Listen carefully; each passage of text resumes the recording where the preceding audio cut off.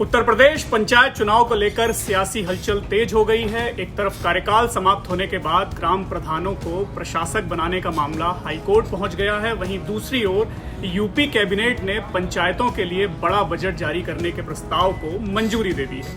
मुख्यमंत्री योगी आदित्यनाथ की अध्यक्षता में हुई कैबिनेट बैठक में पंचायतों के लिए लगभग 15,000 करोड़ रुपए की मंजूरी ने राजनीतिक गलियारों में नई बहस छेड़ दी है। सवाल उठ रहा है कि क्या पंचायत चुनाव से पहले यह सरकार का कोई बड़ा मास्टर स्ट्रोक है और इस फैसले का उत्तर प्रदेश की ग्रामीण राजनीति पर क्या असर पड़ेगा। उत्तर प्रदेश कैबिनेट ने वित्तीय वर्ष 2026-27 के लिए राज्य वित्त आयोग के तहत पंचायतों को 14,988 करोड़ रुपए देने के प्रस्ताव को मंजूरी दी है। यह राशि ग्राम पंचायतों, क्षेत्र पंचायतों और जिला पंचायतों के विकास कार्यों के लिए उपलब्ध कराई जाएगी।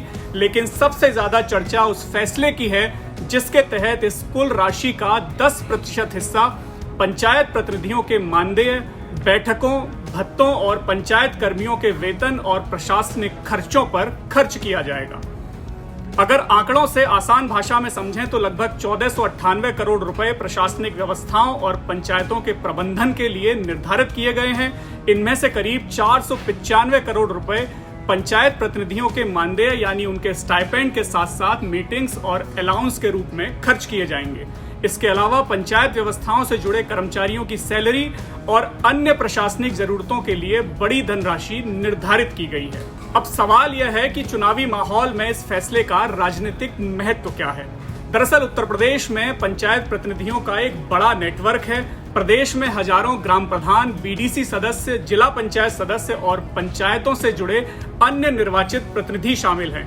ग्रामीण राजनीति में इनकी पकड़ काफी मजबूत मानी जाती है और विधानसभा और लोकसभा चुनावों में भी पंचायत प्रतिनिधि स्थानीय स्तर पर वोटर्स को प्रभावित करने की क्षमता रखते हैं। ऐसे समय में जब पंचायत चुनाव की संभावनाओं को लेकर चर्चाएं तेज हैं और पंचायतों में प्रधानों को प्रशासक नियुक्त किए जाने का आदेश जारी हो चुका है, सरकार का यह फैसला सीधे तौर पर पंचायत व्यवस्था को वित्तीय मजबूती देने वाला बड़ा कदम माना जा रहा है।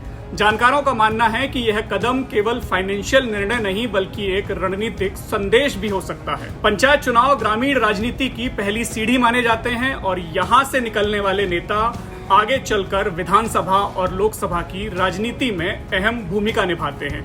ऐसे में पंचायतों को बड़ी धनराशि उपलब्ध कराना और प्रतिनिधियों के मानदेय व प्रशासनिक व्यवस्थाओं के लिए अलग से संसाधन सुनिश्चित करना राजनीतिक रूप से भी अहम कदम माना जा रहा है। इसके अलावा सरकार ने स्वच्छ भारत मिशन, ग्रामीण और वित्त आयोग से जुड़े विभिन्न स्तरों पर कार्यरत कर्मचारियों के लिए भी धनराशि निर्धारित कर दी है। इससे पंचायत स्तर पर चल रही योजनाओं के संचालन में तेजी आने की उम्मीद जताई जा रही है।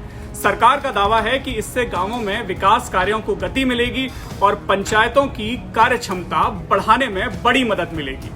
हालांकि विपक्ष इस फैसले को अलग नजरिए से देख रहा है। विपक्षी दल इसे पंचायत चुनाव से पहले ग्रामीण वोट बैंक को साधने की कोशिश बता रहे हैं, लेकिन सरकार का तर्क है कि यह राज्य वित्त आयोग की नियमित प्रक्रिया का हिस्सा है और पंचायतों के सुचारू संचालन के लिए एक जरूरी कदम है। फिलहाल सबसे बड़ा सवाल पंचायत चुनाव की तारीखों को लेकर बना हुआ है। प्रधानों को प्रशासक बनाए जाने के आदेशों के बाद यह माना जा रहा है कि चुनाव की दिशा में प्रशासनिक तैयारियां तेज हो चुकी हैं। ऐसे में पंचायतों के लिए 14,988 करोड़ रुपए की मंजूरी को केवल वित्तीय निर्णय के रूप में नहीं देखा जा रहा है बल्कि इसे ग्रामीण राजनीति के लिहाज से एक महत्वपूर्ण संकेत माना जा रहा है। हालांकि 13 जुलाई को सरकार और राज्य निर्वाचन आयोग को हाईकोर्ट के समक्ष अपना पक्ष रखना होगा। प्रधानों को प्रशासक बनाने के आदेश के खिलाफ हाई कोर्ट में याचिका डाली गई थी जिस पर 13 जुलाई को सुनवाई होनी है। इससे पहले 26 जून को सुनवाई करते हुए हाईकोर्ट ने पंचायत चुनाव में हो रही देरी पर नाराजगी जताई है। अदालत ने सरकार के आदेश को असंवैधानिक मानते हुए राज्य निर्वाचन आयोग और सरकार से पंचायत चुनाव की रूपरेखा मांगी है। कोर्ट ने सरकार को निर्देश दिया है कि अगली सुनवाई पर पंचायत चुनाव को लेकर स्पष्ट रोड मैप पेश करें। दरअसल प्रधानों को प्रशासक बनाने के आदेश पर सरकार और हाईकोर्ट की अपनी अपनी दलीलें हैं। वर्ष 1994 में उत्तर प्रदेश पंचायती राज अधिनियम 1947 की धारा 12A में एक उपधारा 3A जोड़कर संशोधन किया गया था।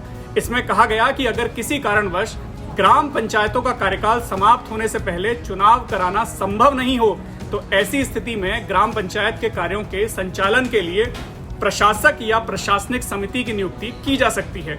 इसी आधार पर योगी सरकार ने ग्राम प्रधानों का कार्यकाल खत्म होने के बाद उन्हें प्रशासक बनाने का बड़ा आदेश जारी किया था।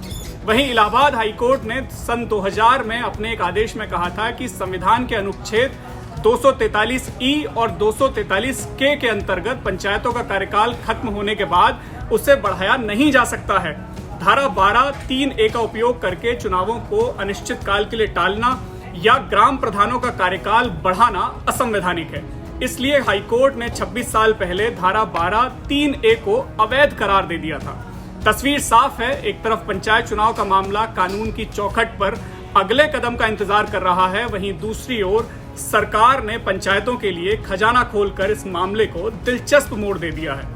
सूत्रों की माने तो सरकार अदालत के इस फैसले के खिलाफ डबल बेंच या जरूरत पड़ने पर फुल बेंच के सामने अपील करने की योजना बना रही है। आने वाले दिनों में यह देखना दिलचस्प होगा कि अदालत, सरकार और पंचायत व्यवस्था के बीच शुरू हुई यह कानूनी जंग कौन सा मोड़ लेती है। प्रदेश भर के प्रधानों के साथ साथ ग्रामीण राजनीति से जुड़े लोगों की निगाहें अब 13 जुलाई पर टिकी हैं।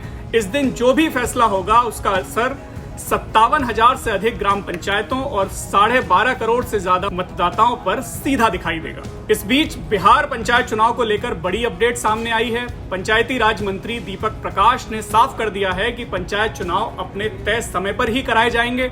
चुनाव की सभी तैयारियां तय कार्यक्रम के अनुसार चल रही हैं और इसमें किसी भी तरह की देरी नहीं होने दी जाएगी। पंचायती राज मंत्री ने यह भी स्पष्ट किया कि इस बार पंचायतों का कोई नया परिसीमन नहीं किया जाएगा, यानी पंचायतों और वार्डों की मौजूदा सीमाएं ही लागू रहेंगी और इसी आधार पर चुनाव संपन्न होंगे। इसके साथ ही आरक्षण रोस्टर का भी पूरी तरह पालन किया जाएगा, जिससे सीटों में बड़े बदलाव की संभावना नहीं होगी। बता दें कि बिहार पंचायत चुनाव में मुखिया और सरपंच के 8,053, पंचायत समिति सदस्य के 11,085, जिला पंचायत सदस्य के 1160 और वार्ड सदस्य और पंच के 1,09,635 पदों पर मतदान होगा। सरकार की तैयारियों को देखते हुए चुनाव नवंबर या दिसंबर 2026 में होने की संभावना जताई जा रही है। अब सभी की नजरें राज्य निर्वाचन आयोग की आधिकारिक अधिसूचना और चुनाव कार्यक्रम पर टिकी हुई है।